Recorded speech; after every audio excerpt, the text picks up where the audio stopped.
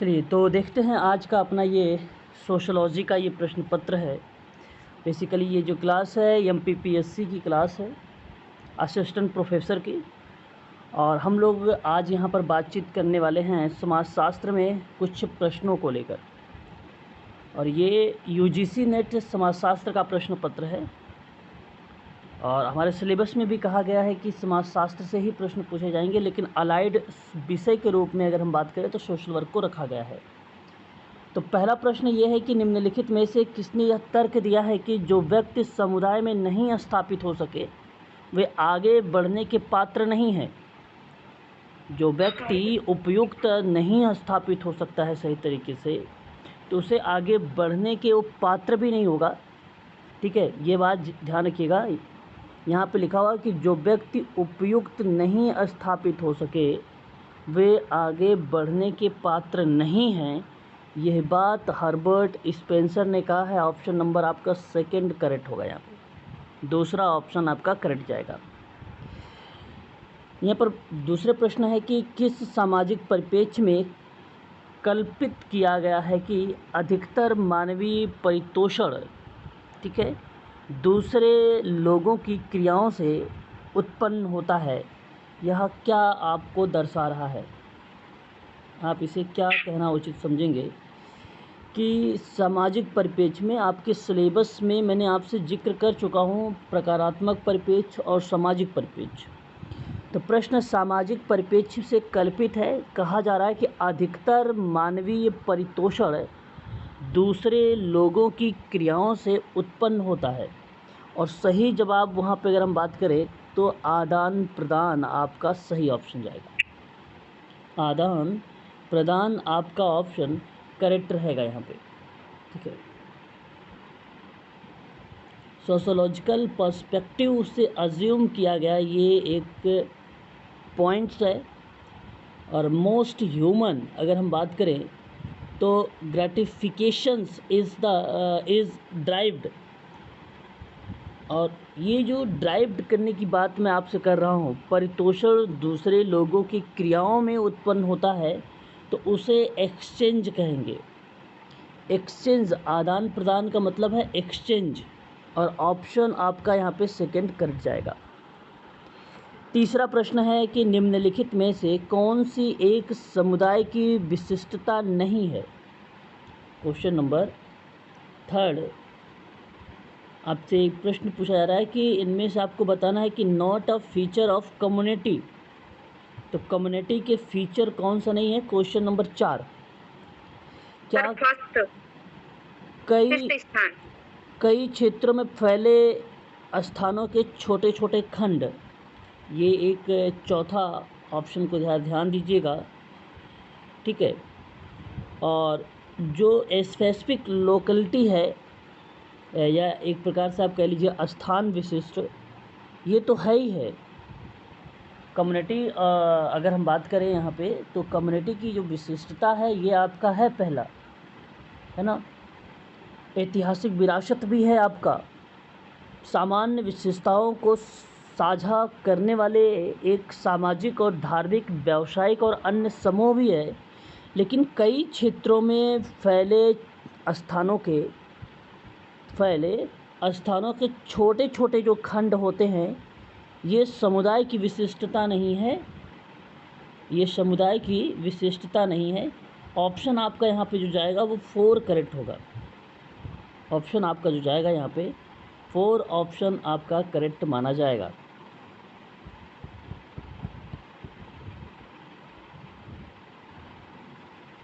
ठीक है, option number 4।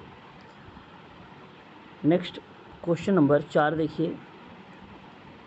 अभिगत और साभाजित, साझा की बात कर रहा है ये, है ना। वे सांस्कृतिक उत्पाद जो एक दिए गए समाज में निश्चित प्रकार के व्यवहार का औचित्य ठहराते हैं, क्या कहलाते हैं?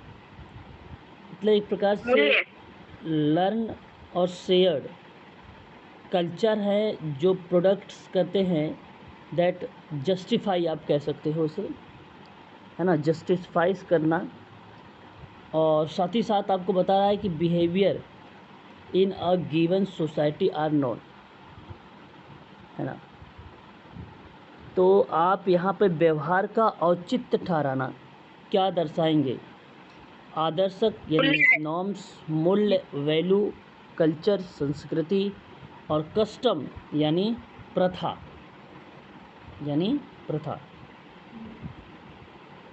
आप मूल्य मूल्य, होगा इसका ओके आंसर। ओके, आप सभी लोग ऑप्शन को बता रहे हैं मूल्य होगा। यहाँ पर सही जवाब आपने दिया है मूल्य। मूल्य आपका यहाँ पे करेक्ट जवाब होगा। सही जवाब ऑप्शन नंबर सेकंड। एक सामाजिक अगर हम बात करें तो प्रतिवेश में यदि लोग अभिग्रहण करते हैं कि उनकी स्वयं की संस्कृति, समूह और व्यवहार दूसरों की तुलना में अधिक श्रेष्ठ है, तो उसे किस रूप में जाना जाता है? एक सामाजिक प्रतिवेश में यदि लोग अभिग्रहण करते हैं कि उनकी स्वयं की संस्कृति, समूह और व्यवहार दूसरों के तुलना में अधिक श्रेष्ठ है, तो उसे हम किस नाम से जानते हैं? क्वेश्चन नंबर 5 में नृजाति केंद्रित वादता के रूप में जानते हैं। ऑप्शन आपका पहला करेक्ट जाएगा।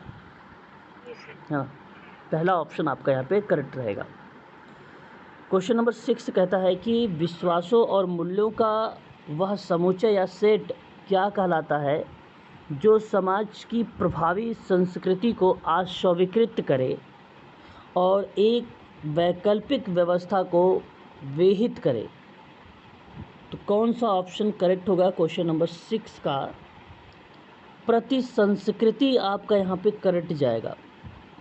प्रति संस्कृति ऑप्शन आपका जो थर्ड है ये आपका करेक्ट जाएगा, जहाँ पे विश्वास मूल्य का एक सेट कहलाता है जो प्रति संस्कृति कहलाती है, जो समाज की प्रभावी संस्कृति को अस्वीकृति करे और वैकल्पिक व्यवस्था को विहित करे, और उसे हम लोग प्रति संस्कृति कहते हैं। ऑप्शन थर्ड यहाँ पे करेक्ट होगा। एक व्यक्ति एक विद्यालय शिक्षक है, एक व्यक्ति एक विद्यालय शिक्षक है, वह उप प्राचार्य है, स्थानीय क्लब का सदस्य है और ग्राम पंचायत का अध्यक्ष है, और वे सभा स्थितियाँ मिलकर उसकी किस परिस्थिति का निर्माण करती है? क्वेश्चन नंबर 7 का सही जवाब क्या होगा? सर जी, बहुल परिस्थितियाँ, क्योंकि सर इसमें एक से ज़्यादा परिस्थिति को दर्शाया गया है। बिल्कुल, यहाँ पर ऑप्शन नंबर थर्ड यानी सी, बहुल परिस्थितियाँ, क्योंकि एक व्यक्ति भी है, एक विद्यालय का शिक्षक भी है, उप प्राचार्य भी है, स्थानीय क्लब का सदस्य भी है, ग्राम पंचायत का अध्यक्ष भी है, कई परिस्थितियाँ का निर्माण हो रहा है, तो इसलिए ये बहुल परिस्थितियाँ होंगी। ऑप्शन नंबर आपका थर्ड करेक्ट है। गुड। बात करेंगे क्वेश्चन नंबर 8 के बारे में, और भूमिका द्वंद्व के, ठीक है, भूमिका द्वंद्व के संरचनात्मक सिद्धांत का प्रतिपादन किसने किया है? क्वेश्चन नंबर 8 सही जवाब मर्टन। आर.के. मर्टन, बिल्कुल। क्वेश्चन नंबर 9 कह रहा है कि यह किसने माना है कि सामाजिक संरचना भूमिकाओं की आंतरिक संरचना के माध्यम से बनती है? किसने माना है कि जो सामाजिक संरचनाएं हैं वह भूमिका की आंतरिक संरचना के माध्यम से बनती है? सही जवाब क्या होगा क्वेश्चन नंबर 9 का? हाँ, S.F. नडेल यहाँ पे करेक्ट जवाब हो गए। ठीक है, ये बात आप ध्यान रखिएगा। ऑप्शन नंबर आपका फोर्थ करेक्ट माना जाएगा यहाँ पे। ठीक है, क्वेश्चन नंबर 10 किसने भूमिका संबंधों की संक्षिप्तीकरण को भूमिका विश्वास में भूमिकाओं को व्यक्त करने में एक तंत्र के रूप में प्रतिपादित किया है? क्वेश्चन नंबर 10 सही जवाब अगर हम बात करें तो ऑप्शन क्या होना चाहिए? जहां भूमिका संबंधों की संक्षिप्तीकरण की भूमिका विन्यास में भूमिका को व्यक्त करने का एक तंत्र के रूप में प्रतिपादित किया है, बताएं। हाँ, मर्टन, आर.के. मर्टन ही यहाँ पर ऑप्शन सही जाएगा। ठीक है, ऑप्शन नंबर आपका डी करेक्ट रहेगा यहाँ पे।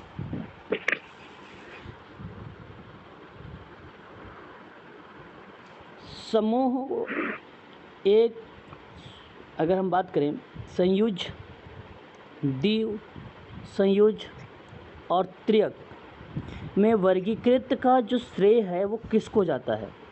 बात ध्यान रखिएगा, समूह के इम्पोर्टेंट क्वेश्चन, ये यूजीसी नेट के लिए भी है ना। क्वेश्चन नंबर 11 नंबर का सवाल है। सही जवाब क्या होना चाहिए? सर जी फीमेल। हाँ, जी female, option number second correct जवाब है, सेकंड ही करेक्ट जवाब है। सर एक बार एक्सप्लेन कर दीजिए सर इसमें। ओके, देखिए ये समूह में ना, इनका जो कहना है, एक संयोजक का मतलब होता है कि एक लोगों के साथ जो भी वार्तालाप होगी वो भी एक प्रकार का समूह कहलाएगा। जहाँ पे दो लोग होंगे वो भी एक प्रकार का समूह कहलाएगा। क्वेश्चन नंबर 11 आपसे यही बताने का कोशिश कर रहा है, ठीक है। और जो दो से अधिक यानी एक ग्रुप या समूह आएगा वो भी एक प्रकार से क्या है, समूह ही है। और इस रूप में अगर हम बात करें, क्लासिफाई किया है जिसको हम बोलते हैं मोन, डायल्ड और ट्राइड, ठीक है। और ऐसे में यह नाम जाता है किसको? तो जी सिमेल को जाता है। इसने कई भागों में हालांकि समूह को वर्गीकृत किया है, या आप ऐसे भी कह सकते हो कि समूह का क्लासिफिकेशन या वर्गीकरण की जो भूमिका आई है वो शिमेल को देखने को मिला है। लेकिन संदर्भ समूह में जब नाम आएगा तब आप लोग नाम लगाएंगे किसका? आर के मार्टन का। आर के मार्टन का ही करेक्ट जवाब हो जाएगा यहाँ पे, ठीक है। तो ऑप्शन सही रहेगा, एक के साथ वार्तालाप करना, दो लोगों के साथ वार्तालाप, दो से अधिक लोगों के साथ वार्तालाप, यानी एक के साथ हो सकता है, दो के साथ भी हो सकता है और तीन के साथ भी होगा। त्रेक मतलब तीन, एक संयुज का मतलब एक संयुज मतलब एक के साथ संयुक्त होना, दो लोगों के साथ ग्रुप बनाना, तीन से अधिक लोगों का ग्रुप बनना, ये आपको कहलाता है यहाँ पे ग्रुप। याद रखेंगे इसके बारे में। जी सिमेन का नाम ही करेक्ट है, जॉर्ज सिमेल इनको कहा जाता है, जॉर्ज सिमेल। न्यूक्लियर फैमिली की बात अगर हम लोग करते हैं तो वो आपका पहले में भी आता है न्यूक्लियर फैमिली, और आपका त्रियक में भी आएगा न्यूक्लियर फैमिली। न्यूक्लियर फैमिली इनमें भी आता है, ठीक है। तो मैं आप लोगों से यहाँ पे एक छोटा सा कॉन्सेप्ट देना चाहूँगा, इम्पॉर्टेंट है, हो सकता है आप लोगों से देखने को मिल जाए।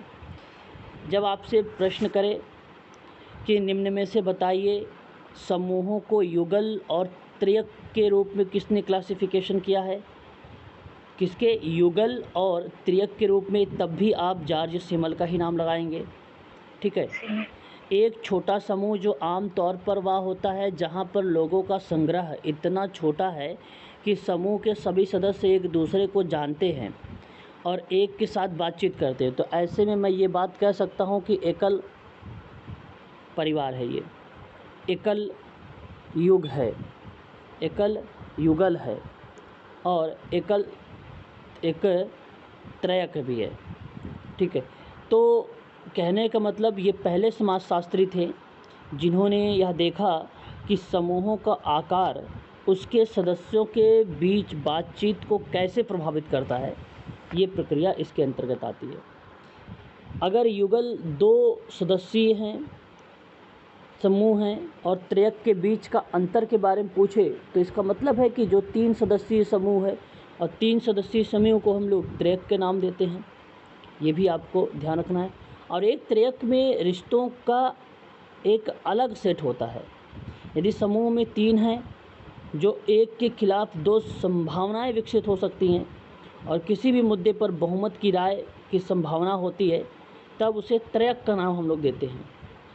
और द्वैक का मतलब होता है, आपको पता ही है, 2 लोगों के साथ बातचीत करना। तो ऑप्शन आपका यहाँ पे करेक्ट हो जाएगा सी वाला, सॉरी सी नहीं होगा, बी आपका करेक्ट होगा, जी यानी जॉर्ज सिमेल। कौन सा सम्मिलित नहीं है, आपको पूछा गया है इसमें 12 नंबर का सवाल में कि कौन सा सम्मिलित नहीं है, आपको बताना है। नंबर 3 गिडिंग। ओके, गिडियंस आप कह रहे हैं यहाँ पे सम्मिलित नहीं है।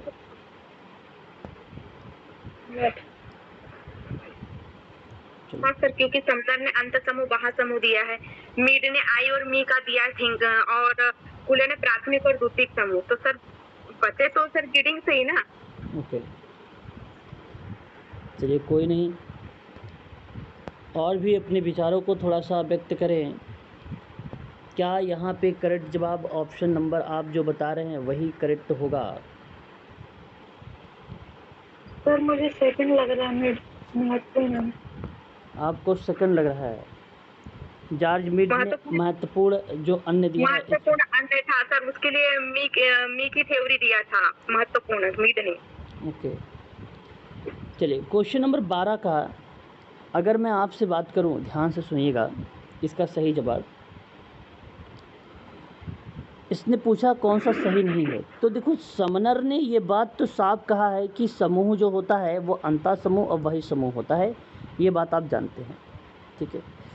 CH कूले की अगर हम लोग बात करते हैं तो प्राथमिक समूह और द्वितीयक समूह आपको ये करेक्ट दिया है, लेकिन एक मीड है और एक गिडिंस है। मैं आपको इसकी इंग्लिश भी दिखाना चाहूँगा ताकि आप आसानी से समझ सकें।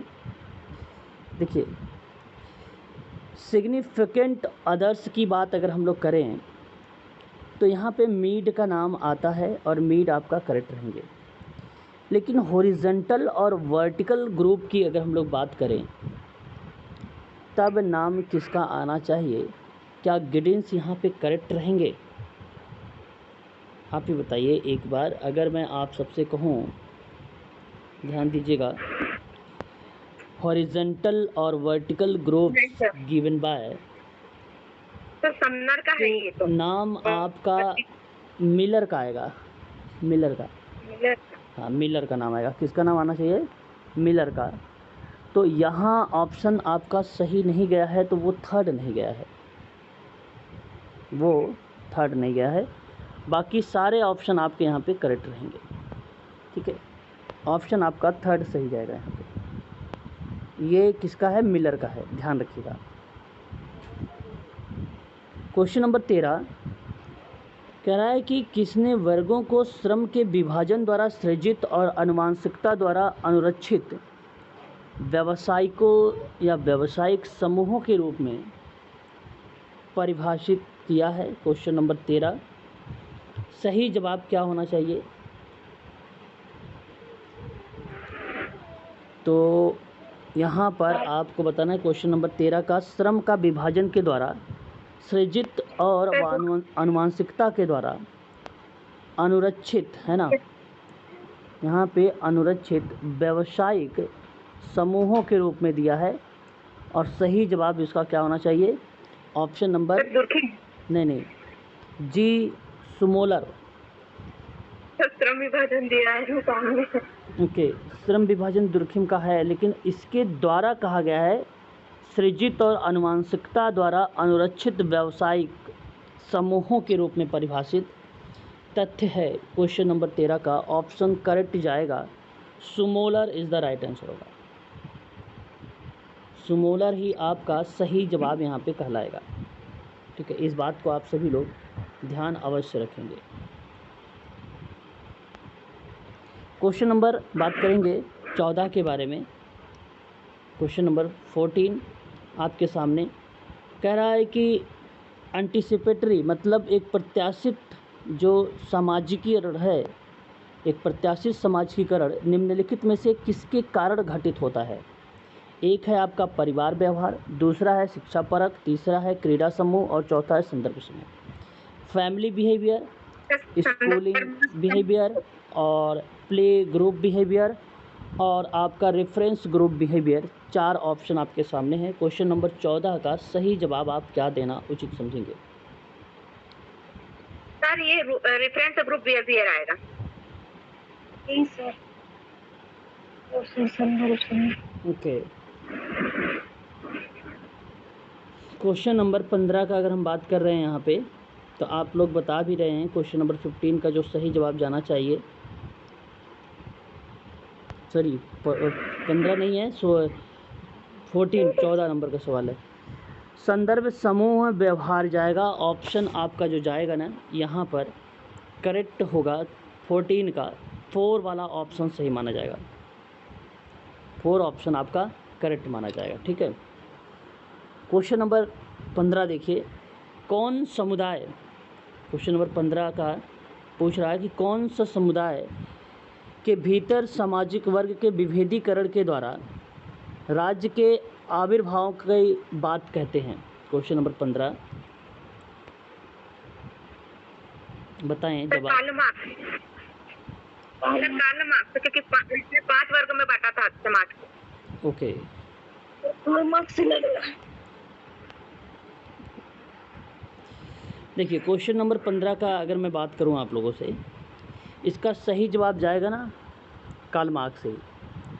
कार्ल मार्क्स ने ही यहाँ पर ये बात समुदाय के भीतर सामाजिक वर्गों के विभेदीकरण के द्वारा राज्य के आविर्भाव की बात किया है। क्वेश्चन नंबर आपका 15 का कार्ल मार्क्स से ही करेक्ट जवाब होंगे। ऑप्शन नंबर बी यानी सेकंड।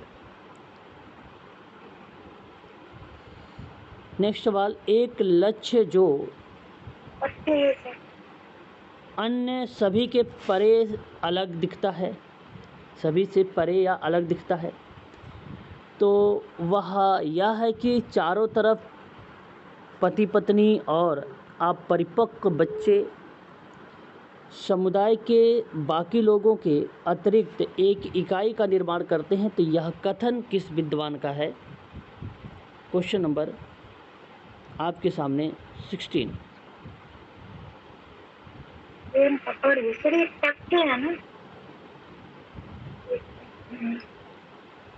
यहाँ पे एक स्टेटमेंट को बताते हुए बताया गया कि एक तथ्य जो अन्य सभी से अलग दिखता है और चारों तरफ पति पत्नी अपरिपक्व बच्चे समुदाय के बाकी लोग अतिरिक्त या अन्य इकाई का निर्माण करते हैं, तो इसका सही जवाब ऑप्शन नंबर ए होगा, R.H. लोई।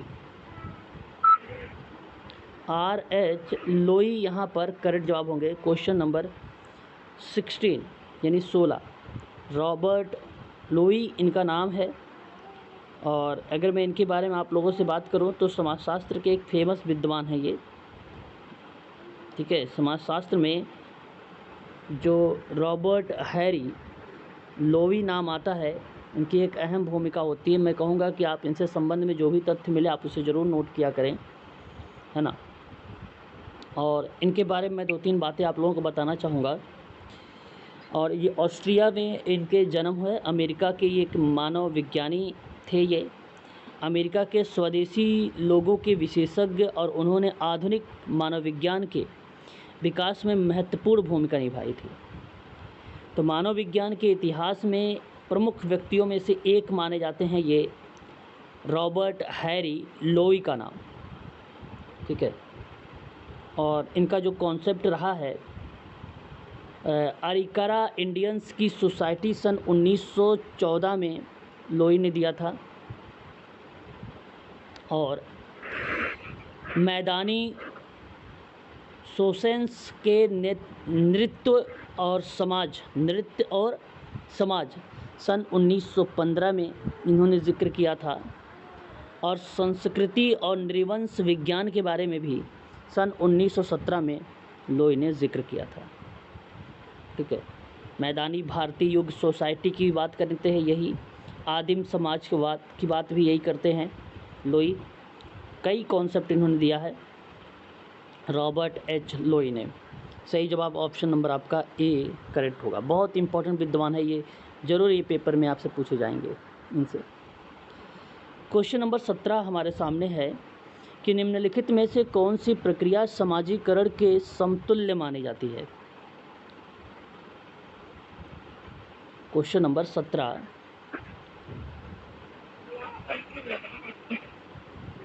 जी बताएं। सर डी ऑप्शन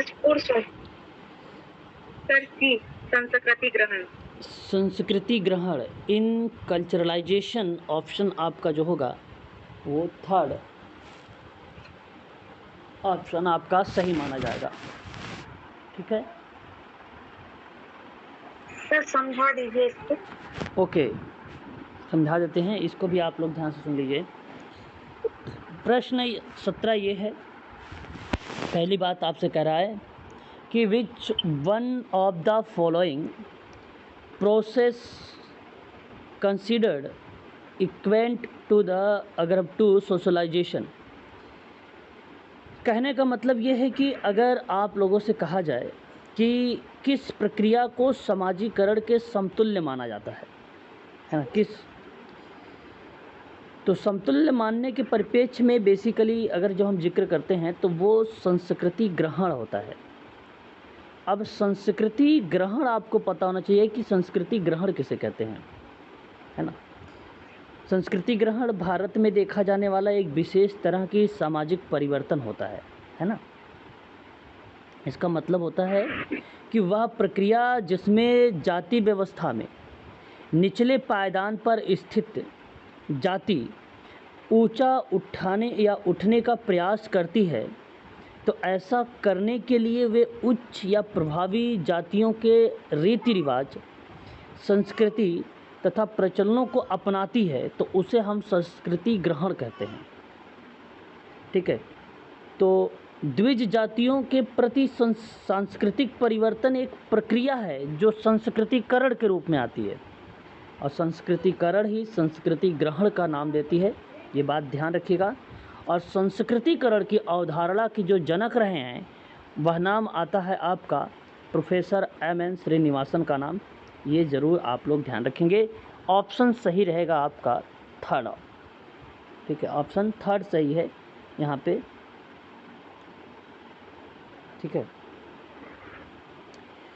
अगला सवाल है हमारे सामने कि बाल्यावस्था पर ध्यान केंद्रित करने के साथ एक वयस्क सामाजिक प्राणी बनने में निहित प्रक्रिया क्या कहलाती है। क्वेश्चन नंबर 18, निहित प्रक्रिया क्या कहलाती है। प्रश्न है the process involve in become an adult social being with focus on childhood is called. प्राथमिक सामाजिकरण। सही जवाब हो जाएगा प्राथमिक समाजीकरण, बिल्कुल करेक्ट जवाब। ऑप्शन नंबर आपका पहला आ जाएगा। बाल्यावस्था पर ध्यान केंद्रित करने वाला ही सबसे पहला यही प्रश्न बता देता है कि प्राथमिक समाजीकरण है, और ऑप्शन आपका जो जाएगा वो पहला ही करेक्ट हो जाएगा, प्राइमरी सोशलाइजेशन। ऑप्शन नंबर आपका करेक्ट है पहला। क्वेश्चन नंबर 19 हमारे सामने है, कहता है कि निम्नलिखित में से किन्होंने मार्क्सवादी ढांचे के भीतर मध्यम वर्ग के सिद्धांत का प्रतिपादन किया है। Question number 19, who among the following formulate the theory of middle class with in Marxism, मतलब मार्क्सवादी स्ट्रक्चर या फ्रेमवर्क, कौन सा विद्वान आएगा, नाम बताएं आप लोग। क्वेश्चन नंबर 19 सही जवाब यहाँ पे अगर मैं बात करूँगा जी सर, ये मिडिल रेंज थ्योरी में आ जाएगा ना, तो सर ये तो उन्होंने दिया है ना, मिडिल रेंज थ्योरी मर्टन ने, R.K. मर्टन ने। नहीं, यहाँ नाम आएगा आर, या आपको बताएं तो डोरेनडार्फ का नाम आएगा। मार्क्सवादी ढांचे के भीतर मध्यम वर्ग का सिद्धांत का प्रतिपादन, क्वेश्चन नंबर 19 का ऑप्शन थर्ड सही होगा, डोरेनडार्फ। ऑप्शन नंबर आपका थर्ड करेक्ट होगा 19 का। क्वेश्चन नंबर 20 आपके सामने कि किसने सामाजिक गतिशीलता को दो तरीके, सामाजिक आरोहण और सामाजिक अधोगमन, और सामाजिक आरोहण, सोशल क्लिम्बिंग कहते हैं आरोहण को, सोशल सिकिंग कहते हैं सामाजिक अधोगमन को, यह दो भागों में किस विद्वान ने इसको डिवाइड किया है। क्वेश्चन नंबर हमारे सामने 20 है, जवाब आप लोग बताएंगे 20 का सही जवाब जी आएगा सेरुकिन। बिल्कुल, यहाँ ऑप्शन आपका जो जाएगा वो सी ऑप्शन ही आपका करेक्ट रहेगा, क्वेश्चन नंबर 20 का। क्वेश्चन नंबर 20 का। क्वेश्चन नंबर 21 कहता है कि यक्स एक कार्यालय में लिपिक है और उसके पिता एक पुलिस निरीक्षक थे और उसके दादा न्यायाधीश थे। यह किस प्रकार का परिवर्तन आप देख रहे हैं क्वेश्चन नंबर 21 में। तो प्रश्न ये है कि जो एक x is a clerk in an office, his father was a police inspector and his grandfather was a जज। तो what kind of change is this, यानी किस प्रकार का परिवर्तन। तो ये बेसिकली वर्टिकल डाउनवर्ड मोबिलिटी है। ये आपका जो विषम स्तरीय अधोमुखी गतिशीलता होती है, ये रिप्रेजेंट करता है कि आप कार्यालय में लिपिक हैं, आपके पिता निरीक्षक थे, आपके दादा न्यायाधीश थे। ये बताने की कोशिश करता है vertical downward mobility. Question number 21 का ऑप्शन 3 ही करेक्ट माना जाएगा यहाँ पर। ठीक है। क्वेश्चन नंबर 22 हमारे सामने, निम्नलिखित में से किसने स्तरीकरण के प्रकार्यात्मक और संघर्षात्मक सिद्धांत के साथ सामंजस्य स्थापित किया है। Question number 22, among the following who was recognised भी आप कह सकते हैं, जहां साथ में फंक्शनल एंड कॉन्फ्लिक्ट थ्योरी को रिप्रेजेंट किया जा रहा हो। तो बताइए सैटिस्फैक्शंस कौन से विद्वान ने इसके बारे में जिक्र किया है। क्वेश्चन नंबर 22 बताएं।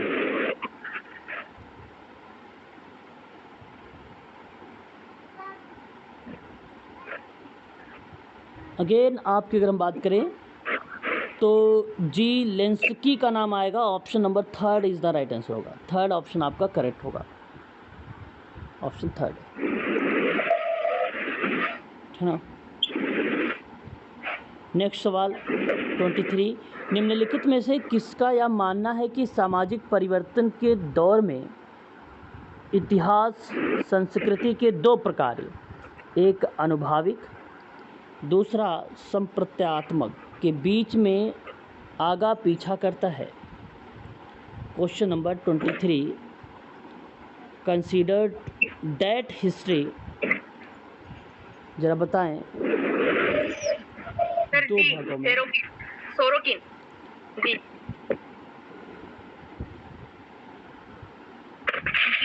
बिल्कुल सेरोकिन इज़ द राइट आंसर होगा। नोट कर लीजिए, अनुभाविक और संप्रत्यात्मक के बीच में आगा पीछा करना सामाजिक परिवर्तन के दौर में सेरोकिन का ही नाम करेक्ट होगा यहाँ पे, है ना।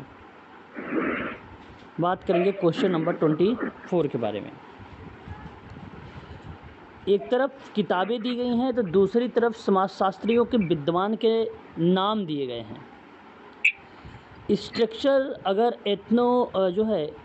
एंथ्रोपोलॉजी की बात अगर हम करते हैं तो ये नाम सी लेवी स्ट्रॉस को जाता है, यानी 4 आपका पहले का होगा, यानी ऑप्शन हाँ। The theory of social structure की बात करेंगे तो ये नडेल का नाम आएगा। और structure and function in primitive society की बात करेंगे तो AR रेडक्लिफ ब्राउन का नाम आएगा। Social theory and social structure की बात अगर हम लोग करेंगे तो RK मार्टिन का नाम आएगा। तो क्वेश्चन नंबर 24 का जो आप लोगों ने ऑप्शन नंबर मुझे दिया है यहाँ पर 4 ऑप्शन, ये आपका करेक्ट रहेगा। ठीक है, ऑप्शन आपका करेक्ट रहेगा। क्वेश्चन नंबर 25 की बात कर लेते हैं हम लोग। 25 भी क्वेश्चंस इम्पोर्टेंट है। ठीक है, आप लोगों को इसके जवाब बताने हैं क्या करेक्ट होना चाहिए। किसने अफ्रीकी जनजातियों और जो है नोक्टाह और ओमाह की नातेदारी प्रणाली की संरचना का अध्ययन किया है। क्वेश्चन नंबर 25 हमारे सामने, ज़रा एक बार बताएं इसका करेक्ट जवाब क्या होना चाहिए 25 का। Sir B Radcliffe Brown. Okay, B option आप बता रहे हैं। और यहाँ पर करेक्ट जवाब ही आपका ऑप्शन नंबर बी जाएगा, है ना। यहाँ ऑप्शन नंबर आपका 25 का जो ऑप्शन जा रहा है वो बी ही करेक्ट माना जाएगा। क्वेश्चन नंबर 25 का ऑप्शन नंबर बी सही रहेगा। बी में कौन विद्वान दिए गए हैं, तो आर रेडक्लिफ ब्राउन का नाम आ रहा है ना। ऑप्शन नंबर बी आपका करेक्ट रहेगा। यहाँ पर अगर जब प्रश्न करता है कि who was study the structure of kinship system, है ना, ऑफ अफ्रीका ट्रिब्यूस, एक का नाम आता है यहाँ पे अगर हम बात करें चोकटा और दूसरे का नाम आता है ओमाह। ये इंग्लिश में भी यही लिखा होता है। ऑप्शन सही जाएगा आप लोगों का यहाँ पर बी यानी सेकंड। क्वेश्चन नंबर 26 हमारे सामने, निम्नलिखित में से कौन मिथक की संरचना में अध्ययन से संबंधित है। Question number 26, who is associate with a study of structure of myth. मिथक की संरचना का अध्ययन से संबंधित किस विद्वान का नाम आएगा। क्वेश्चन नंबर 26 आपको बताने हैं।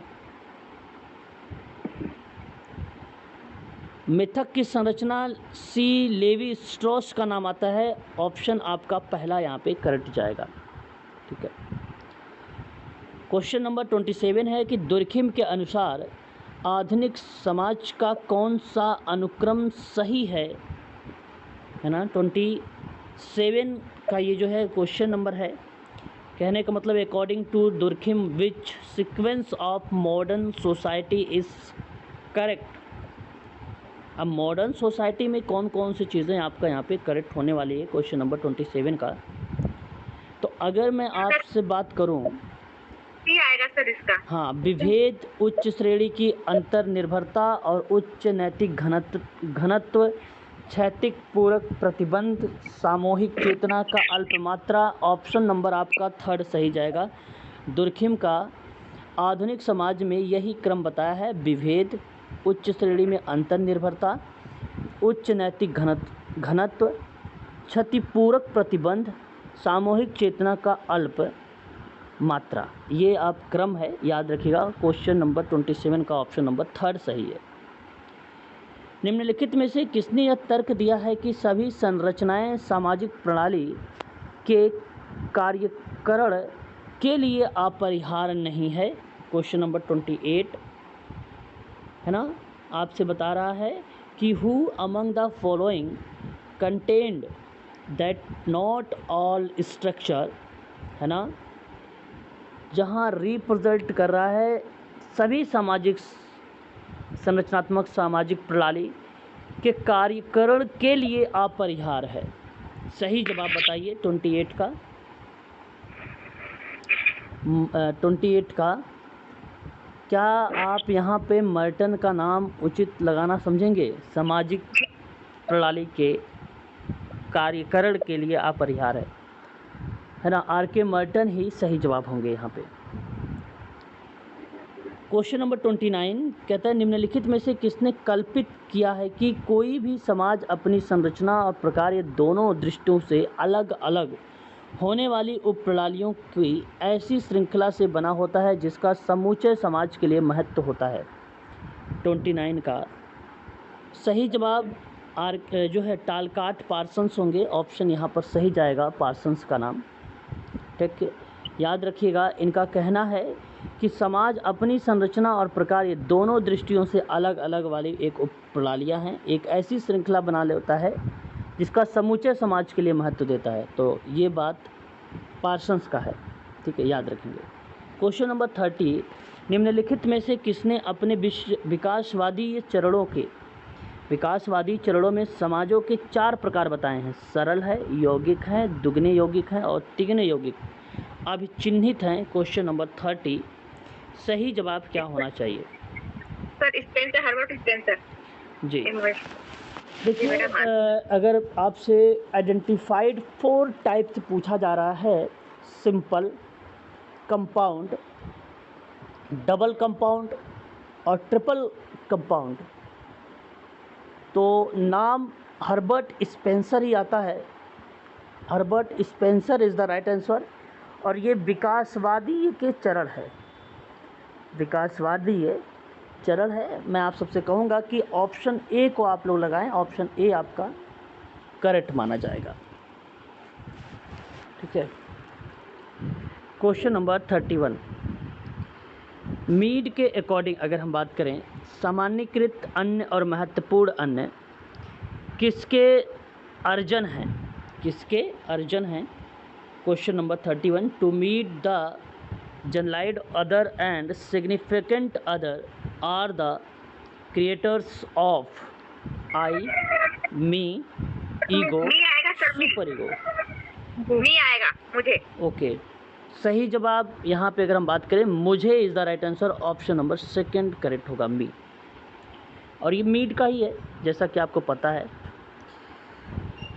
आगे बात करते हैं क्वेश्चन नंबर 32, किसने इस बात पर बल दिया या जोर दिया कि निर्वाचनात्मक प्रक्रिया और वह संदर्भ है जिसमें इसे किया जाता है कि व्यक्ति द्वारा अर्थ एवं स्वयं रचना के अनिवार्य तत्व हैं। और सही जवाब यहाँ पे अगर हम बात करें कि निर्वाचनात्मक प्रक्रिया और वह संदर्भ जिसमें इसे किया जाता है कि व्यक्ति द्वारा अर्थ और स्वयं रचना के अनिवार्य तत्व होता है, ये एच ब्लूमर का नाम आएगा। क्वेश्चन नंबर 32 का ऑप्शन नंबर 4 करेक्ट हो जाएगा, ब्लूमर का नाम। सर इसमें मैक्स वेबर क्यों नहीं आएगा? क्योंकि निर्वाचनात्मक समझ की बात तो मैक्स वेबर ने की थी। देखिए मैं आपको बता दूं, निर्वाचनात्मक प्रक्रिया है और वह प्रक्रिया मतलब प्रोसेस है, और वह संदर्भ जिसमें इसे किया जाता है कि व्यक्ति द्वारा अर्थ और आपसे कहता है कि स्वयं रचना के अनिवार्य तत्व है, ये हर्बर्ट ब्लूमर का आएगा, ना कि स्पेंसर का नाम आएगा। स्पेंसर तो ऑप्शन में है ही नहीं। मैक्स वेबर की बात कर रही थी क्योंकि अच्छा, सर निर्वाचनात्मक समझ की बात मैक्स वेबर ने की थी, एक कॉन्सेप्ट दिया था निर्वाचनात्मक समझ का। लेकिन उसमें ये बात तो बताइए कि व्यक्ति के द्वारा अर्थ, स्वयं की द्वारा रचना एक एलिमेंट है, एक तत्व है, एक एलिमेंट है, आप कह सकते हैं एक तत्व है ना। तो इसके बारे में बात कर रहा है आपसे, तो मैं आप लोगों से कहूँगा इसका सही जवाब ना ऑप्शन नंबर आप डी को ही लगाएं, ऑप्शन डी ही करेक्ट रहेगा, ब्लूमर ही करेक्ट है। ये साफ शब्दों में अगर मैं आपसे जिक्र करूं, ब्लूमर का नाम यहाँ पे देखने को मिला है। ब्लूमर कहते हैं, इसके अंतर्गत अगर हम जिक्र करें आप लोगों से, तो ये इस बात पर बल देते हैं कि निर्वाचनात्मक प्रक्रिया में व्यक्ति का अर्थ निकलता है और स्वयं की रचनाओं का भी होता है। स्वयं की रचनाओं में अगर हम जिक्र करते हैं तो अनिवार्य एलिमेंट के रूप में देखते हैं, और ये प्रक्रिया संगठनात्मक व्यवहार में हमें देखने को मिलती है। ऑप्शन सही माना जाएगा आपका यहाँ पर डी। क्वेश्चन नंबर 33 देखिए, निम्नलिखित में से किन्होंने दो प्रकारों के संघर्ष नामतः यथार्थवादी और अयथार्थवादी के बीच में विभेद किया है? सर इसका डी आएगा, तो कोजर है, एल.ए. कोजर ने कहा है यथार्थवादी और अयथार्थवादी के बीच। ओके, यहाँ पर क्वेश्चन नंबर अगर मैं जिक्र कर रहा हूँ तो हमारे सामने 33 नंबर का सवाल है ना। आप 33 नंबर का सवाल का सही जवाब ना कोजर आपने सही दिया है, कोजर ही करेक्ट है, कोजर सही है। 34, इस बात पर विचार करके कि संघर्ष और मैटक एक ही सिक्के के दो पहलू हैं, किसने यह अनुभव किया है कि दोनों ही पहलुओं की संभावनाएं कठिन होती हैं? तो आर डेरेनडार्फ सर, आर डेरेनडार्फ है, 4 डेरेनडार्फ, ऑप्शन नंबर 4 करेक्ट। एक अनुक्रमक चार्ट है जो अधोलिखित सोपानों का एक शोध परियोजना का संचालन करने में कौन सा क्रम सही व्यवस्थित किया गया है, आपको बताना है। Question number 35। सर इसका सी आएगा क्योंकि समस्या की पहचान पहले आएगी। सही जवाब, समस्या की पहचान पहले है और फिर उसके बाद साहित्य आ जाएगा आपका, और फिर आपकी परिकल्पना आ जाएगी, लास्ट में निष्कर्ष और सामान्यीकरण हो जाएगा। ऑप्शन आपका थर्ड सही है, बढ़िया जवाब आया है शोध परियोजना में, यानी रिसर्च का स्टेप अगर याद था तो आप आसानी से इसको आइडेंटिफाई कर सकते हैं। विज्ञानों के अनुक्रम के अनुसार कौन सा विषयों का सही क्रम दर्शाया गया है? विषय कौन से दर्शाए गए हैं सही क्रम में? 35 का सही जवाब क्या होना चाहिए? पहले भौतिक आएगा, फिर गणित, फिर जीव विज्ञान, फिर समाजशास्त्र, है ना? आदर्श कामटे। हाँ, यहाँ सही जवाब आएगा आपका physics, mathematics, biology and sociology. और ये प्रश्न आपको हो सकता है देखने को मिल जाए MPPSC में, ठीक है।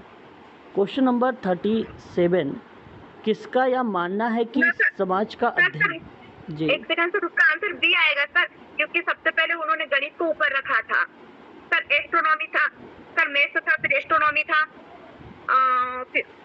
फिर सर मुझे इसकी ट्रिक मालूम है सर, इसलिए मैंने कहा सर पहले गणित आएगा, पहले मैथ, फिर भौतिक। हाँ सर, आदर्श कामटे का है सर ये। अच्छा, ठीक। मैथ आएगा, फिर भौतिक आएगा, जीव विज्ञान आएगा, समाजशास्त्र आएगा, ठीक। ऑप्शन नंबर आपका यहाँ पे करेक्ट जाएगा सेकंड वाला, ठीक है। 36 का सेकंड आपका करेक्ट रहेगा, ठीक है, ठीक। किसका यह मानना है कि समाज का अध्ययन मूल्य से मुक्त नहीं हो सकता? बेबर का। किसका यह मानना है कि समाज का मूल्य से मुक्त नहीं हो सकता?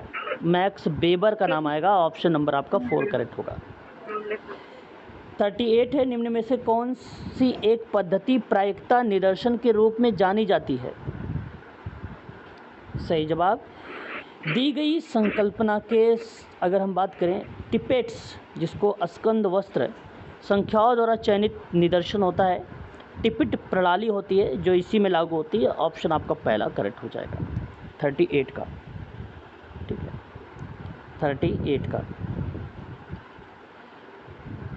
39 है कि निम्नलिखित में से कौन सी पद्धति में अत्यधिक सुपरिचितता के कारण प्रेक्षण की तीव्रता को गंवाने की शंका होती है? 39 सही जवाब सहभागी प्रेक्षण विधि होगा, ऑप्शन नंबर आपका 3 करेक्ट होगा। और आज का लास्ट सवाल ले लीजिए, निम्नलिखित में से कौन सा परिप्रेक्ष्य बाहरी के रूप में प्रेक्षित संस्कृति के बारे में प्रश्न उठाने के लिए वस्तु परकता बरकरार रखने के लिए शोध को सुकर करता है? क्वेश्चन नंबर 40 का सही जवाब क्या होना चाहिए? क्वेश्चन नंबर 40 आपके सामने।